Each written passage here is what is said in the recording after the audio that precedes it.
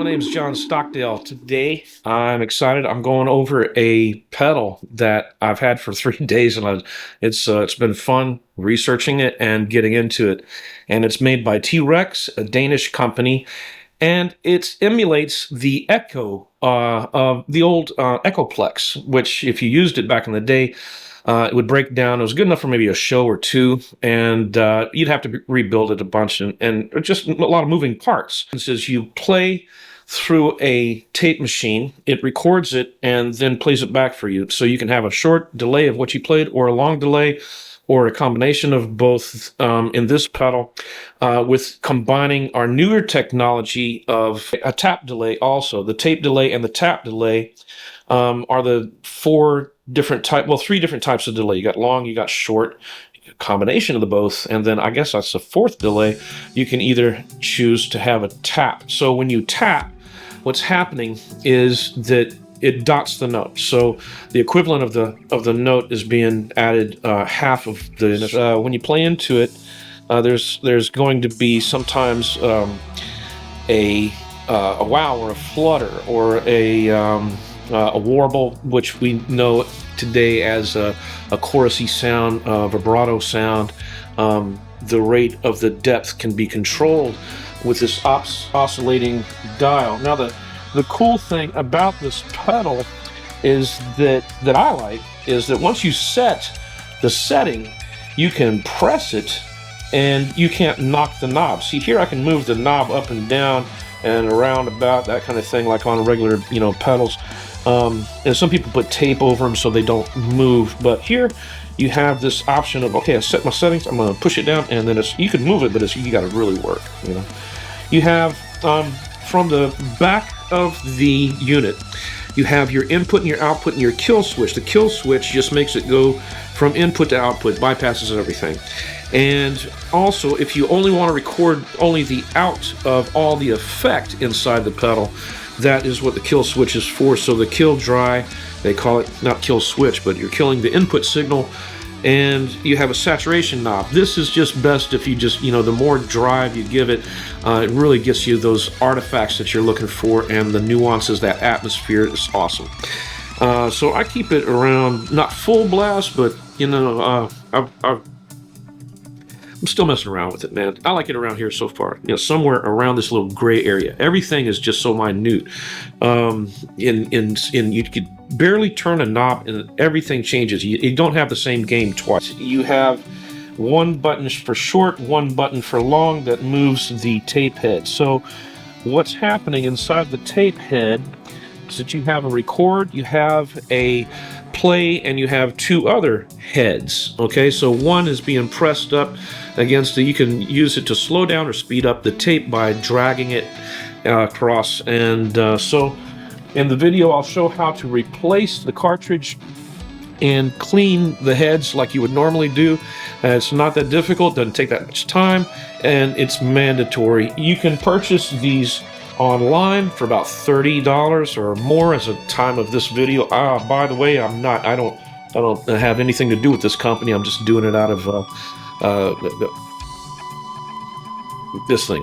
you have 90 volts to 240 volts. So you've got these type of heads. This guy, and this one we know so well. So to apply it, has this little sleeve, and it pushes down these connectors. To take it apart, you disengage by pressing the button and lifting up, like so. You can probably just do it with one hand. Let's try that again. So we got that. Oh yeah, you can do it with this thumb. Yeah, just take it in completely. Keep the box. Okay, so I'm going to replace the cartridge and clean the machine.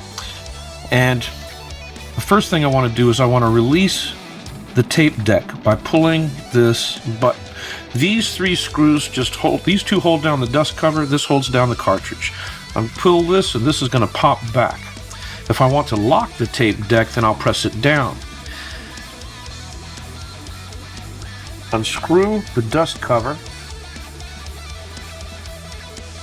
and take it aside. Now this screw I don't take completely out. I take this one out, okay? But I've been careful with this when I turn it over.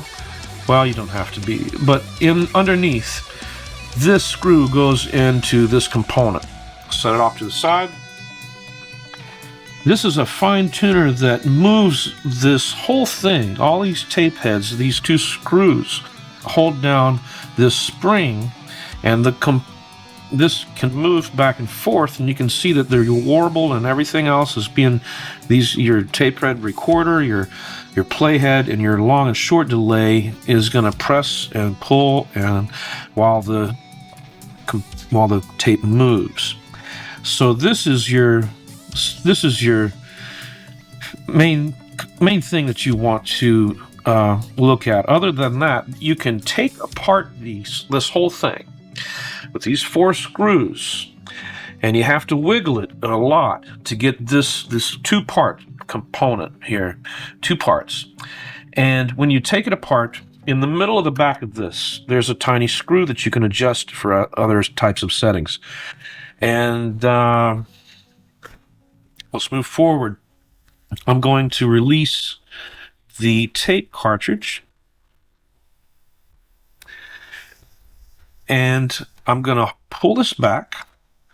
Now, if you don't pull back, you're going to be ripping the tape because of this wheel pressing against the capstand. Okay? That's out. I want to put the new one in. And boom, I'll do that. I'm going to use these types of, instead of a Q-tip, because a Q-tip has too many hairs that I can leave, that can get involved in there. So I'm going to get some alcohol, isopropyl alcohol. I'll just pour it into the cap.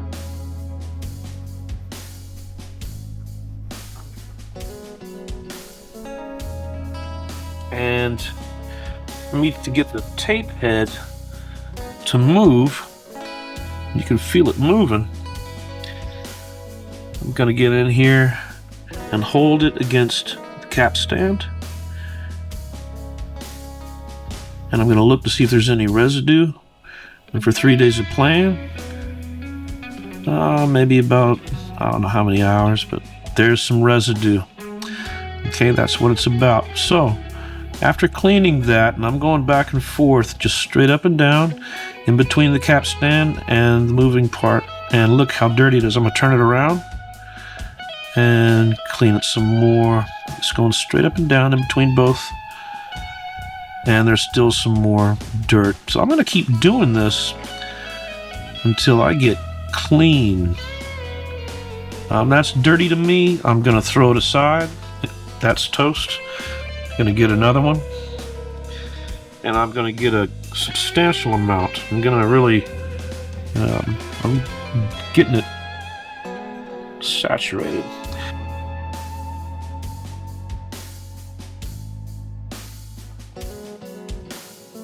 All right, cleaning it up. That's still dirty. Can you see that? You know? Now where's the other one? Okay. So it went from this dirty to that dirty. Okay. Gotta take care of your stuff, man. Just leave it there. Keep going, push it in. You don't have to push too hard, but look how dirty that is. Okay, now I'm gonna dry it off by using the other side. Okay. It really wants to take it. Alright, now when I dry it up and there's nothing there, okay, cool. I'm gonna throw that one away, I'm gonna grab another one. And I'm gonna get some more, and I have to clean the other 3 heads. So, same thing, I'm gonna clean it with this. It doesn't take too long. We'll take a look. That's fine. And this side, I'm gonna use the same Q-tip since that one wasn't too dirty. That wasn't dirty at all. And man, they're all clean. So I'm going to turn around and use the dry side and just a little bit, and I'm done cleaning. How long was that? Let's turn it off, unplug it, put in the new tape. And the cartridge, you can see how thin that tape is if you hadn't seen, you know, a regular cassette tape or this size, this thing. And you can follow the tape around looking at it. It says here, the reels may not rotate during use. This is normal. Please do not attempt to adjust the reels if they do not rotate. And let me tell you, it looks weird because if you ever have seen a cassette tape work. Now when I tap it in there, I want to make sure that it's completely flush. Cassette tape, both heads move. You know, one's a little faster than the other sometimes. Depends on if you got all the weight of the tape on one side or whatever. But both tape heads move. But like the back said, don't try to mess with it, man.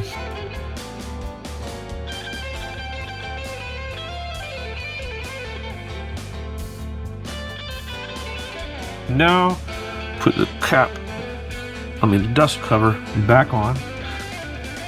So, let's put the screw in to hold down the tape cartridge. You don't want to press it down too hard.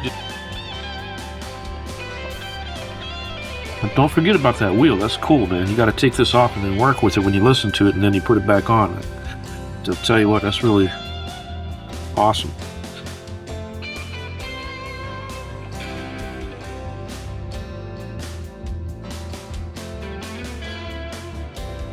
I like the brushed aluminum. That is classy. The stability is just, you know, those rubber. It does not move once you put this thing down here. Lock it by pressing this, pulling it up. The tape heads are engaged. Let's listen to this thing.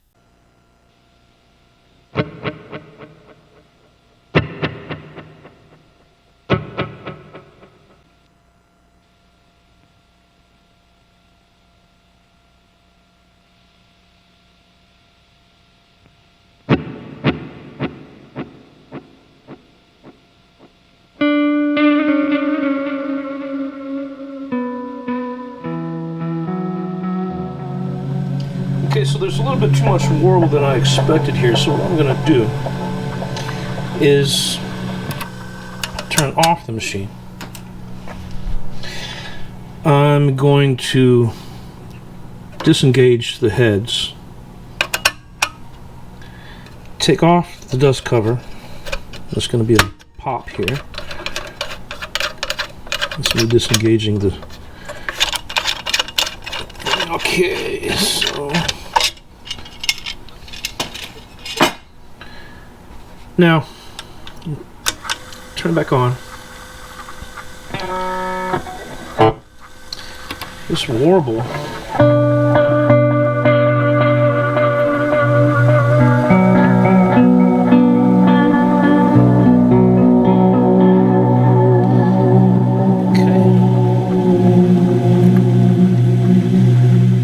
If I go further away, the warble gets more pronounced. Okay. Modulation has more depth. So you can hear the speed of the tape. And this wheel is now closer. It's pushing this whole component, the heads, closer to the tape. I can do the same thing with this time. I can speed it up or slow it down. So I'm going to put this at 12 o'clock and adjust this fine knob. Oh, now that sounds not too bad right there.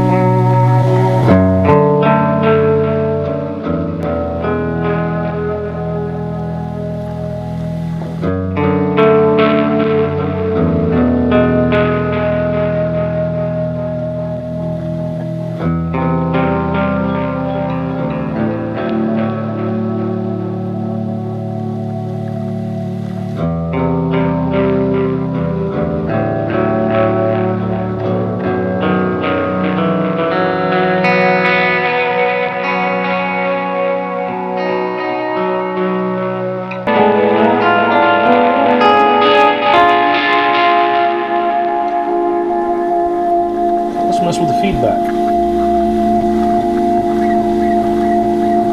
Now it's going to oscillate and it should get louder.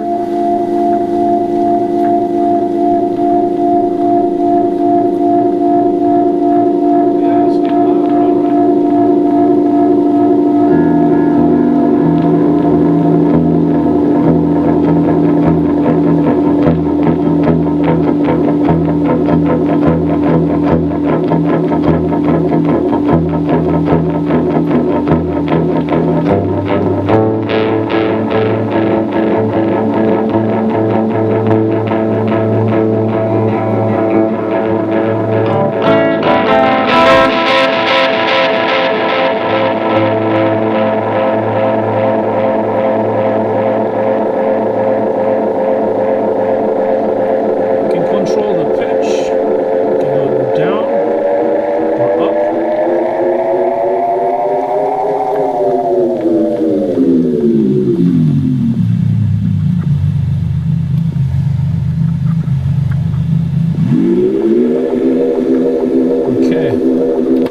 the short delay.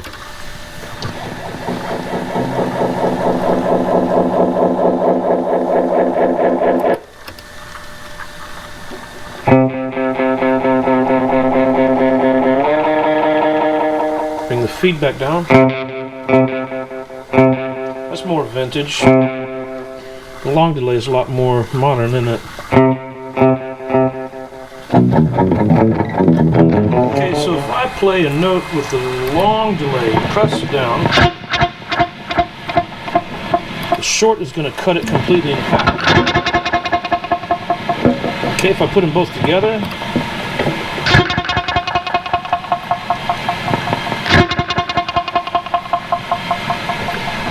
okay. Now if I tap the delay, I want to put the long delay on, and I want to tap 1 1,000, 2 1,000, 3 1,000, 4 1,000. Now this will double it. Put it together.